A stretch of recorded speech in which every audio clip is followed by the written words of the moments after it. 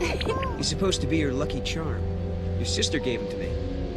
Wait, you know Lightning? Mm-hmm. She's the one who told me to come here. Where did you see her?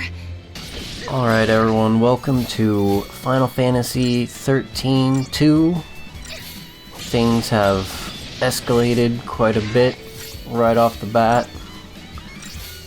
We last left off with the crew saving Cocoon from crashing. The crystal pillar. It was a very emotional scene. And now we start out here with Lightning. She has become some sort of guardian of Etro, the leader of Valhalla. As soon as we start in, Lightning is swept into a battle between the forces of Chaos. And we have Chaos Bahamut here being summoned. And we still have her trusty mount, Odin. As for the base combat of the game, the active time battle system remains pretty unchanged. Your gauge goes up, you spend points, the gauge goes down.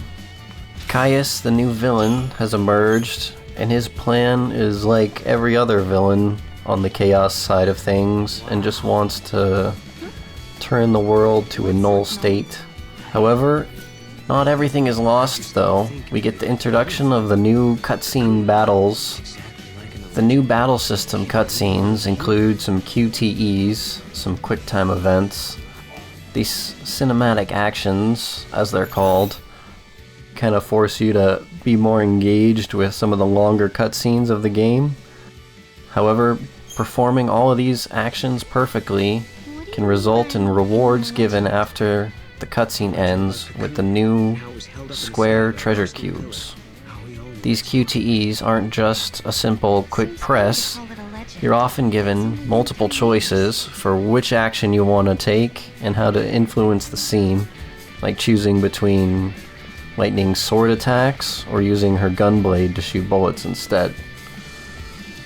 While the end results are probably the same, it's nice that you get to direct the scenes your own way. One of the new key main points of the game is called the Historia Crux. It's basically just the level selection screen that you're going to go in and out of. Rather than having to walk around the whole map by yourself, you can just teleport around. Each area you go to has the unique feature of having multiple time states as well. So you can visit the same place in the past, the present, or the future. The Crystarium has also gone through a massive overhaul. Rather than filling up a whole Crystarium for each role, each one of your two characters, Sarah and Noel, both have their own independent Crystariums. And at each new node, you must choose which role you want to infuse points into. Infusing points into the Ravager role will result in your magic stat going up, for the Commando role with health points and attack points rising. Selecting each node carefully is important, as certain nodes will unlock abilities, and these need to be spent carefully to build the characters as you want them, giving you a bit more flexibility and leaning your character heavily towards magic or combat.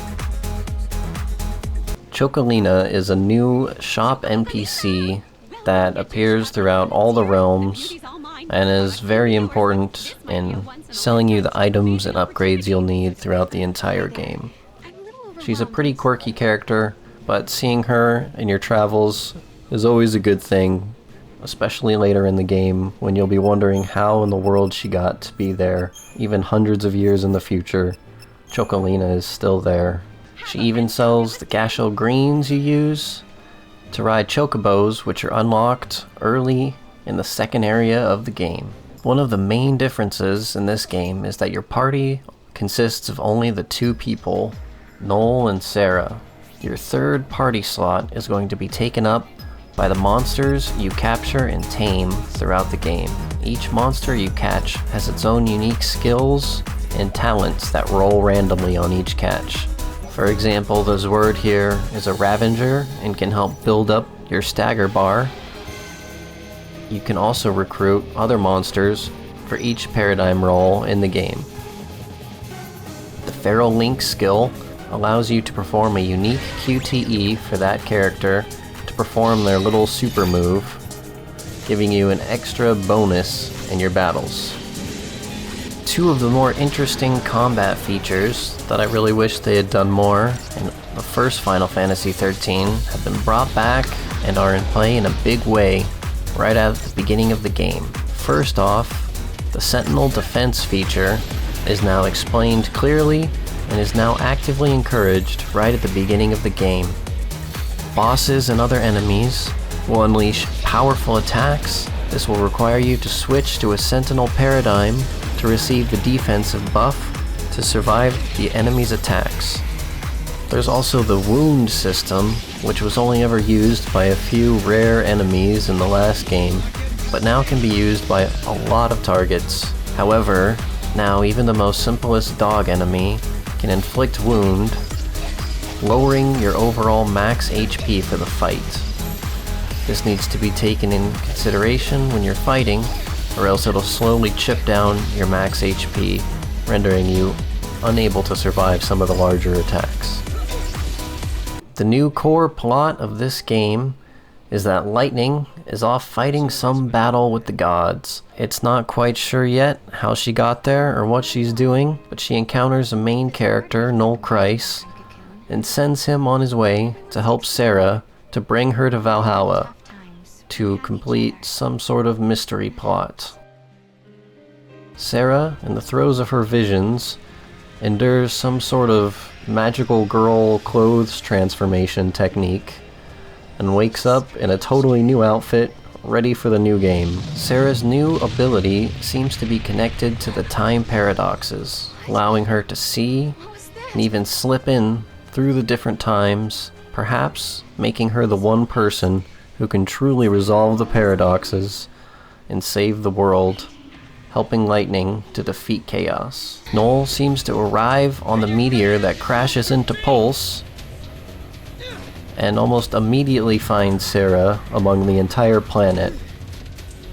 Noel admits to everyone that he is from the end of time, where he says he's the last human left, and that he has traveled back in time to change the past, to try and resolve the future, and save all of humanity. He even recognized the main villain, Caius, and calls out his name before even being introduced, hinting at some sort of connection between the two of them. Noel and Sarah engage on a quest to collect the artifacts and fragments. Cast throughout the world, these objects seem to be out of time and their existence a paradox in the world that they're in. However, these items are the keys to unlocking further progression through the Historia Crux and resolving the fate of Noel's future, hopefully allowing the two to save the timeline, placing their hopes in this one final fantasy. Was it Valhalla? Yeah, how'd you guess? I saw it in a dream.